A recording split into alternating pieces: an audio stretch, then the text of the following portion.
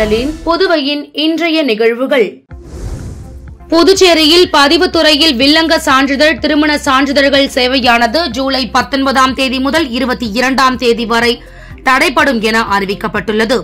புதுச்சேரி அரசு பத்திர பதிவுத்துறை வெளியிட்டுள்ள செய்திக்குறிப்பில் பதிவுத்துறை சார்ந்த செயல்முறைகளை கணினி மயமாக்குவதிலும் இணைய வழியாக பொதுமக்களுக்கு சேவைகள் வழங்குவதிலும் புதுச்சேரி பதிவுத்துறை பல்வேறு நடவடிக்கைகளை மேற்கொண்டு வருகிறது.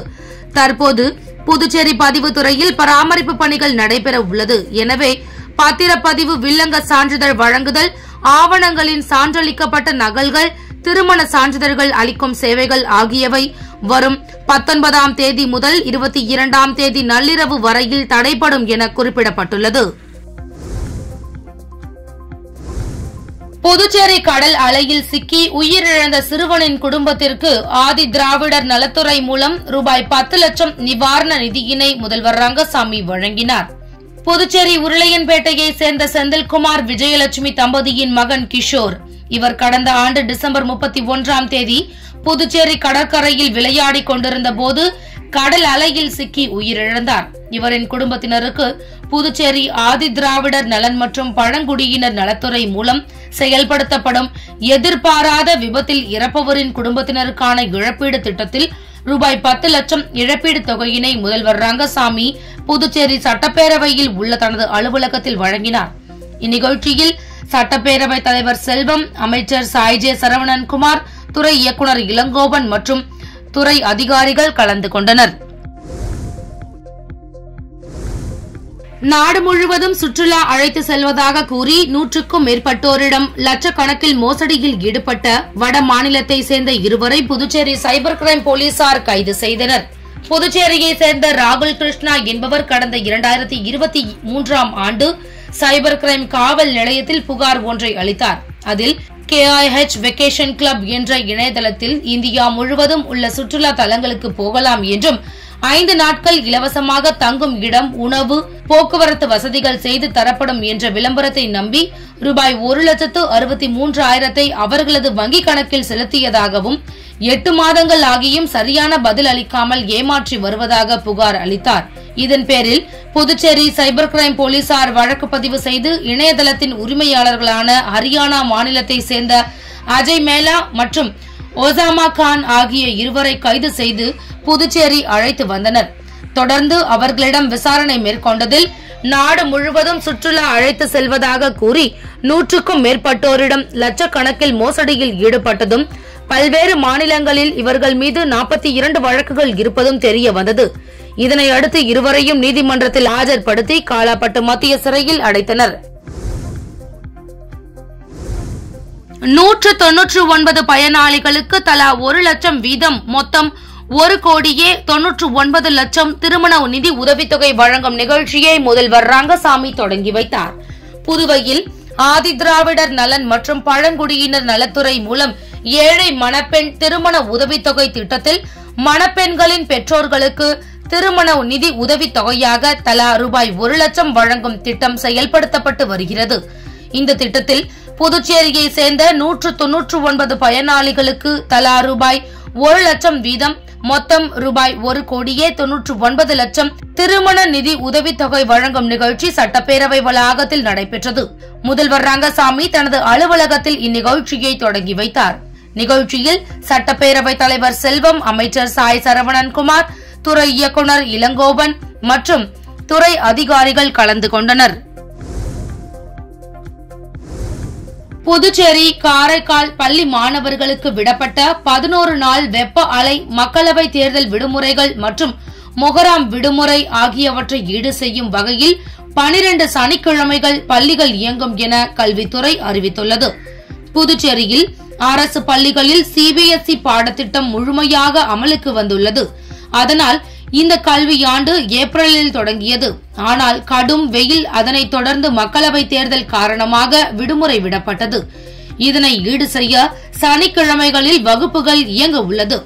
இதுபற்றி கல்வித்துறை இணை இயக்குநர் சிவகாமி வெளியிட்டுள்ள அறிவிப்பில், புதுச்சேரியில் கடந்த ஏப்ரல் முதல் ஜூன் வரையிலான காலத்தில் மக்களவை தேர்தல், வெப்ப அலை ஆகியவற்றின் காரணமாக விடுமுறை விடப்பட்ட நாட்களை ஈடு செய்ய 12 சனிக்கிழமைகள் இயங்கும். கடந்த ஏப்ரல் 17, 18, 29, 30 தேதிகள், ஜூன் 3, 4, 5, 6, 7, 10, 11 தேதிகள், ஜூலை 17 ஆகிய நாட்களுக்கு பதிலாக வரும் July 29, August 3, 10, 24, 31, September 21, 28, October 5, 19, 26, November 9, 23 ஆகிய நாட்களில் பள்ளிகள் இயங்கும் என குறிப்பிடப்பட்டுள்ளது. காட்டேரிக்குப்பம் அரசு தொடக்கப் பள்ளியில் அமைக்கப்பட்டுள்ள உல்லாஸ் கற்றல் மையத்தை அமைச்சர் நமச்சிவாயம் திறந்து வைத்து பாராட்டினார். புதுச்சேரி அரசு மாநில பயிற்சி மையம், மாநில எழுத்தறிவு இயக்கம் சார்பில் உல்லாஸ் கற்றல் மையம் திறப்பு விழா காட்டேரிக்குப்பம் அரசு தொடக்கப் பள்ளியில் இன்று நடைபெற்றது. இதில் கல்வி அமைச்சர் நமச்சிவாயம் கலந்து கொண்டு உல்லாஸ் கற்றல் மையத்தை திறந்து வைத்து தன்னார்வல ஆசிரியர்களுக்கு அடையாள அட்டையும் கற்போருக்கான கல்வி உபகரணங்களையும் வழங்கினார். நாட்டிலேயே முன்மாதிரியாக உள்ள திட்டத்தை புதுச்சேரி மாநில எழுத்தறிவு மையம் இணைய வழி கற்றல் பொருள்களாக உருவாக்கியுள்ளது. உல்லாஸ் எனும் புதிய பாரத கல்வி அறிவு திட்டம் புதுச்சேரியில் நடைமுறைப்படுத்தப்பட்டு வருகிறது. 15 வயதிற்கு மேற்பட்ட கல்லாதவர்களுக்கு கல்வி அளித்து புதுச்சேரியை 100% கல்வி அறிவு பெற்ற மாநிலமாக மாற்றும் உயர்ந்த குறிக்கோளோடு இத்திட்டம் செயல்படுத்தப்பட்டு வருகிறது. இதில் சிறு வயதில் பள்ளி படிப்பை தவறவிட்ட பெரியவர்கள் அனைவரும் சேர்ந்து கல்வி கற்கலாம். அந்தந்த ஊர்களில் உள்ள அரசு பள்ளிகள் இத்திட்டத்தின் கற்றல் மையங்களாக செயல்படும் என்பது குறிப்பிடத்தக்கது. பொதுமக்களுக்கு இடையூறு ஏற்படுத்தும் வகையில் சாலையோரங்களில் அமைக்கப்பட்ட சட்டவிரோத பதாகைகள், விளம்பர பலகைகள் குறித்து பொதுமக்கள் வாட்ஸ்அப்பில் புகார் தெரிவிக்கலாம் என தெரிவிக்கப்பட்டுள்ளது. புதுச்சேரி வருவாய் மற்றும் பேரிடர் மேலாண்மை துறை வடக்கு உட்கோட்ட நடுவர் அர்ஜுன் ராமகிருஷ்ணன் வெளியிட்டுள்ள செய்திக்குறிப்பில், புதுச்சேரி மாவட்டத்தில் சாலைகள் மற்றும் நடைபாதைகளில் சட்டவிரோத பதாகைகள், விளம்பர பலகைகள் மற்றும் கட் அவுட்டுகள் இருந்தால் நடவடிக்கை எடுக்கப்பட்டு வருகிறது. சட்டவிரோத அனுமதி இல்லாத பதாகைகள் மற்றும் விளம்பரங்கள் குறித்து பொதுமக்கள் 9443383418 என்ற வாட்ஸ்அப் எண்ணில் புகார் தெரிவிக்கலாம். பதாகை படத்தில் தேதி, நேரம் மற்றும் இடம் ஆகியவை இடம்பெற்றிருக்க வேண்டும் என குறிப்பிடப்பட்டுள்ளது. காலாப்பட்டு மத்திய சிறையில் அதிரடிப்படை போலீசார் திடீரென நடத்திய சோதனையில் கைதியிடம் இருந்து செல்போன் பறிமுதல் செய்யப்பட்டது. புதுச்சேரி காலாப்பட்டு மத்திய சிறையில் 250க்கும் மேற்பட்ட தண்டனை கைதி மற்றும் விசாரணை கைதிகள் உள்ளனர்.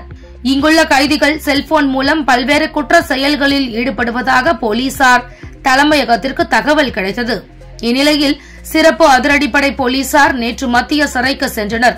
அங்கிருந்த சிறை கண்காணிப்பாளர் பாஸ்கரன் மற்றும் காவலர்கள் உதவியுடன் மத்திய சிறை முழுவதும் திடீரென தீவிர சோதனையில் ஈடுபட்டனர். அப்போது சமையல் அறையில் மர்ம நபர் ஒருவர் செல்போன் மறைத்து வைத்திருந்தது கண்டுபிடிக்கப்பட்டது. தொடர்ந்து கைதிகள் அறையில் சோதனை செய்ததில் போக்சோ வழக்கில் கைது செய்யப்பட்ட பரமசிவம் என்பவரிடமிருந்து மற்றொரு செல்போனை சிறை காவலர்கள் பறிமுதல் செய்து சிறை கண்காணிப்பாளர் பாஸ்கரனிடம் ஒப்படைத்தனர். மேலும் சார்ஜர், பேட்டரி, ஹெட்போன் உள்ளிட்டவை பறிமுதல் செய்யப்பட்டன. இது தொடர்பாக காலாப்பட்டு காவல் நிலையத்திற்கு தகவல் தெரிவிக்கப்பட்டது. அதன் பேரில் காலாப்பட்டு போலீசார் விசாரணை நடத்தி வருகின்றனர். புதுவை நாடாளுமன்ற தேர்தலில் வெற்றி பெற்ற காங்கிரஸ் எம்பி வைத்திலிங்கம் நெட்டப்பாக்கம் தொகுதி பொதுமக்களுக்கு நன்றி தெரிவித்தார். புதுவை நாடாளுமன்ற தேர்தலில் காங்கிரஸ் சார்பில் போட்டியிட்டு அதிக வாக்கு வித்தியாசத்தில் வெற்றி பெற்ற வைத்திலிங்கம் எம்பி நெட்டப்பாக்கம் தொகுதி பொதுமக்களை சந்தித்து நன்றி கூறினார். முன்னதாக வடுவுக்குப்பம் பெருமாள் சன்னதியில் சாமி தரிசனம் செய்துவிட்டு அங்கிருந்து கல்மண்டபம், நத்தமேடு, ஏரிப்பாக்கம், சூரமங்கலம், மொளப்பாக்கம், மடுகரை, கரியமாணிக்கம், நெட்டப்பாக்கம், பண்டசோழநல்லூர், கரையாம்புத்தூர், இறுதியாக மணமேடு கிராமத்திற்கு சென்று மக்களை சந்தித்து நன்றியை தெரிவித்துக் கொண்டார். இந்நிகழ்ச்சியில் முன்னாள் சட்டமன்ற உறுப்பினர்கள் அனந்தராமன், விஜயவேணி, வட்டார காங்கிரஸ் தலைவர் அம்மைநாதன், புதுவை மாநில காங்கிரஸ் கட்சி மாநில செயலாளர் முத்துக்குமாரசுவாமி உட்பட கூட்டணி கட்சி நிர்வாகிகள் உடனிருந்தனர். புதுச்சேரி அரசு பொதுப்பணித்துறை மூலம் உருளையன்பேட்டை பகுதியில் நடைபெறும் பணிகளை ஆய்வு செய்த தொகுதி எம்எல்ஏ விரைந்து பணிகளை முடிக்குமாறு அதிகாரிகளிடம் வலியுறுத்தினார். உருளையன்பேட்டை தொகுதிக்கு உட்பட்ட குளத்துமேடு வார்டு பகுதியான குளத்துமேடு வீதியில் பொதுப்பணித்துறை மூலம் சிமெண்ட் சாலை அமைக்கும் பணி, புதிய கழிவுநீர் குழாய்கள் அமைக்கும் பணி மற்றும் மின்துறை மூலம் புதிய மின் கேபிள் அமைக்கும் பணிகள் நடைபெற்று முடிந்துள்ளது. இப்பணிகள் சரியான முறையில் செய்திருக்கிறார்களா என்று தொகுதி எம்எல்ஏ நேரு துறை சார்ந்த அதிகாரிகளுடன் அப்பகுதியில் இன்று ஆய்வு மேற்கொண்டார். மேலும் விரைந்து பணிகளை முடிக்குமாறு அதிகாரிகளிடம் வலியுறுத்தினார். இந்த ஆய்வின் போது பொதுப்பணித்துறை அதிகாரிகள், மனிதநேய மக்கள் சேவை மைய நிர்வாகிகள் உட்பட பலர் உடனிருந்தனர். பிரதான் மந்திரி ஆவாஸ் யோஜனா திட்டத்தின் கீழ் ஊசுடு தொகுதிக்கு உட்பட்ட பயனாளிகளுக்கு கல்வீடு கட்டுவதற்கான ஆணையை அமைச்சர் சாய்ஜே சரவணன்குமார் வழங்கினார். பிரதான் மந்திரி ஆவாஸ் யோஜனா திட்டத்தின் கீழ் ஊசுடு தொகுதிக்கு உட்பட்ட பயனாளிகளுக்கு கல்வீடு கட்டுவதற்கு சுமார் 40 பயனாளிகளுக்கு முதல் தவணை தலா ரூபாய் 1.2 லட்சம் பெற்றுக் கொள்வதற்கான ஆணை வழங்கும் நிகழ்ச்சி நேற்று நடைபெற்றது. இதில் தொகுதியின் சட்டமன்ற உறுப்பினரும் அமைச்சருமான சாய்ஜே சரவணன்குமார் கலந்து கொண்டு ஊசுடு சட்டமன்ற உறுப்பினர் அலுவலகத்தில் பயனாளிகளுக்கு ஆணைகளை வழங்கினார். இந்நிகழ்ச்சியில் குடிசை மாற்று வாரிய தலைமை செயற்பொறியாளர் சுந்தர்ராஜன், இளநிலை பொறியாளர் அனில்குமார், கண்காணிப்பாளர் வெங்கடேசன், பாஜக ஊசுடு தொகுதி ஒருங்கிணைப்பாளர் சாய் தியாகராஜன், தொகுதி தலைவர் ஐயனார் உட்பட பலர் கலந்து கொண்டனர். சூரமங்கலம் கிராமத்தில் ஆழ்துளை கிணறு அமைத்து குடிநீர் விநியோக பணியை துணை சபாநாயகர் ராஜவேலு தொடங்கி வைத்தார். புதுவை அடுத்த நெட்டப்பாக்கம் தொகுதி சூரமங்கலம் கிராமத்தில் குடிநீர் பற்றாக்குறை நிலவி வந்த நிலையில் புதுவை அரசு பொதுப்பணித்துறை மூலம் ஆயில் மில் அருகில் புதிதாக 15 குதிரைவாட் திறன் கொண்ட ஆழ்துளை கிணறு நீர் மோட்டார் பணியை தொடங்கி வைத்தார். பணிகள் முடிந்து குடிநீர் விநியோக பணியை துணை சபாநாயகர் ராஜவேலு தொடங்கி வைத்தார். இந்நிகழ்ச்சியின் போது பொது சுகாதார கோட்ட செயற்பொறியாளர் பீனா ராணி, இளநிலை பொறியாளர் சிவானந்தம், நெட்டப்பாக்கம் கொம்யூன் பஞ்சாயத்து ஆணையர் ரமேஷ் மற்றும் கட்சி நிர்வாகிகள், பொதுமக்கள் கலந்து கொண்டனர். புதுச்சேரி முத்தியால்பேட்டை முத்துமாரியம்மன் கோவில் ஆடி திருவிழாவை முன்னிட்டு மீனாட்சி அலங்காரத்தில் எழுந்தருளிய அம்மன் யானை வாகனத்தில் திருவீதி உலா சென்று பக்தர்களுக்கு காட்சியளித்தார். புதுச்சேரி முத்தியால்பேட்டை பகுதியில் அமைந்துள்ளது ஸ்ரீ முத்துமாரியம்மன் முத்தைய சுவாமி தேவஸ்தானம். இந்த தேவஸ்தானத்தில் எழுந்தருளியுள்ள ஸ்ரீ முத்துமாரியம்மனுக்கு ஆடி திருவிழா 15ஆம் தேதி காலை அம்மனுக்கு அபிஷேகத்துடன் தொடங்கியது. ஆடி திருவிழாவை ஒட்டி தினம்தோறும் இரவு அம்மன் பல்வேறு அலங்காரத்தில் எழுந்தருளி திருவீதி உலா சென்று பக்தர்களுக்கு காட்சியளித்து வருகின்றார். அதன் ஒரு பகுதியாக இன்று இரவு மீனாட்சி அலங்காரத்தில் எழுந்தருளிய அம்மனுக்கு சோடச தீபாராதனைகள் காட்டப்பட்டு திருக்கோவில் உட்புறப்பாடு செய்யப்பட்டு மின் விளக்குகளால் அலங்கரிக்கப்பட்டு யானை வாகனத்தில் வைத்து திருவீதி உலா நடைபெற்றது. ஆடி திருவிழாவையொட்டி நடைபெற்ற திருவீதி உலாவில் பக்தர்கள் பலரும் கலந்து கொண்டு அம்மனை வழிபட்டு சென்றனர். சென்னை மத்திய மேற்கு மற்றும் அதனை ஒட்டிய வடமேற்கு வங்கக்கடலில் குறைந்த காற்றழுத்த தாழ்வு பகுதி உருவாகியுள்ளது. இது அடுத்த 2 அல்லது 3 தினங்களில் வடமேற்கு நோக்கி நகர்ந்து ஒடிசா கடற்கரையை அடையக்கூடும் என இந்திய வானிலை மையம் தெரிவித்துள்ளது. இதற்கிடையே நீலகிரி மாவட்டத்திற்கு இன்று அதி கனமழைக்கான ரெட் அலர்ட் விடுக்கப்பட்டுள்ளது. நீலகிரியில் ஒரு சில பகுதிகளில் இன்று மிக அதி கனமழை முதல் அதி கனமழை பெய்யும் எனவும், திருப்பூர், தேனி, திண்டுக்கல், தென்காசி, நெல்லை, கன்னியாகுமரியில் இன்று கனமழைக்கான மஞ்சள் எச்சரிக்கையும் விடுவிக்கப்பட்டுள்ளது. கோவையில் இன்று கனமழை முதல் மிக கனமழை பெய்வதற்கான ஆரஞ்சு அலர்ட் விடுக்கப்பட்டுள்ளது. சென்னையில் 48 மணி நேரத்திற்கு நகரின் ஒரு சில இடங்களில் இடி மின்னலுடன் கூடிய லேசானது முதல் மிதமான மழைக்கு வாய்ப்பு உள்ளதாகவும் வானிலை ஆய்வு மையம் தெரிவித்துள்ளது. சீனாவின் மேற்கே அமைந்த சிச்சுவான் மாகாணத்தின் ஜிங்காங் நகரில் வணிக வளாகம் ஒன்றில் நேற்றிரவு திடீரென தீ விபத்து ஏற்பட்டது. இதனைத் தொடர்ந்து தீயணைப்பு வீரர்கள் மற்றும் அவசர கால பணியாளர்கள் ஏறக்குறைய 300க்கும் மேற்பட்டோர் சம்பவ பகுதிக்கு சென்றனர். அவர்கள் தீயை கட்டுக்குள் கொண்டுவரும் பணியில் ஈடுபட்டனர். தீ விபத்து ஏற்பட்டு 2 மணி நேரத்திற்கு பின்னர் தீ அணைக்கப்பட்டது. இதில் பலர் சிக்கிக் கொண்டனர். அவர்களில் 30 பேர் பாதுகாப்பாக மீட்கப்பட்டுள்ளனர். எனினும் மொத்தம் எத்தனை பேர் உள்ளே சிக்கி இருந்தனர் என்ற விவரங்கள் வெளியிடப்படவில்லை. தீ விபத்தில் சிக்கி 8 பேர் உயிரிழந்துள்ளனர். சீனாவில் போதிய பாதுகாப்பு ஒழுங்குமுறைகள் மற்றும் சட்ட விதிகள் இல்லாத நிலையில் அடிக்கடி இதுபோன்ற சம்பவங்கள் நடக்கின்றன. கடந்த ஜனவரியில் தென்கிழக்கு சீனாவில் கட்டிடம் ஒன்றில் ஏற்பட்ட தீ விபத்தில் 39 பேர் உயிரிழந்தனர், 9 பேர் காயமடைந்தனர். இதற்கு சில நாட்களுக்கு முன் அந்நாட்டின் மத்திய பகுதியில் அமைந்த ஹெனான் மாகாணத்தில் பள்ளிக்கூடம் ஒன்றில் ஏற்பட்ட தீ விபத்தில் சிக்கி 13 குழந்தைகள் உயிரிழந்தனர். 33வது ஒலிம்பிக் திருவிழா பிரான்ஸ் தலைநகர் பாரிஸில் வருகிற 26ஆம் தேதி முதல் ஆகஸ்ட் 11ஆம் தேதி வரை நடக்கிறது. இதில் 206 நாடுகளை சேர்ந்த 10,000த்திற்கும் மேற்பட்ட வீரர் வீராங்கனைகள் பங்கேற்கிறார்கள். 32 வகையான விளையாட்டுகளில் மொத்தம் 329 பந்தயங்கள் நடத்தப்படுகிறது. பாரிஸ் ஒலிம்பிக்கில் பங்கேற்கும் இந்திய அணியை இந்திய ஒலிம்பிக் சங்கம் நேற்று அதிகாரப்பூர்வமாக அறிவித்தது. அணியில் 117 வீரர்கள் வீராங்கனைகள் இடம்பெற்றுள்ளனர். இந்நிலையில் இந்திய கிரிக்கெட் அணியின் முன்னாள் கேப்டன் கபில் தேவ் டெல்லியில் நடந்த நிகழ்ச்சி ஒன்றில் கலந்து கொண்டு பேசுகையில், பாரிஸ் ஒலிம்பிக் போட்டிக்கு செல்லும் இந்திய அணியினருக்கு எனது வாழ்த்துக்களை தெரிவித்துக் கொள்கிறேன். இந்த முறை நாம் அதிக பதக்கம் வெல்ல வேண்டும், அதுதான் முக்கியமானதாகும்.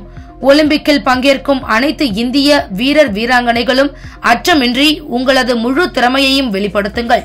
இதுவே எனது அறிவுரையாகும். எல்லாம் நல்லபடியாக நடக்கும் என்று நம்புகிறேன். இரட்டை இலக்கத்தில் பதக்கத்தை வெல்ல முடியும் என்ற நம்பிக்கையுடன் செயல்பட்டால் நிச்சயம் நடக்கும் என்று கூறினார். இத்துடன் சக்தி சேனலின் புதுவையின் இன்றைய நிகழ்வுகள் முடிவடைகின்றன. வணக்கம்.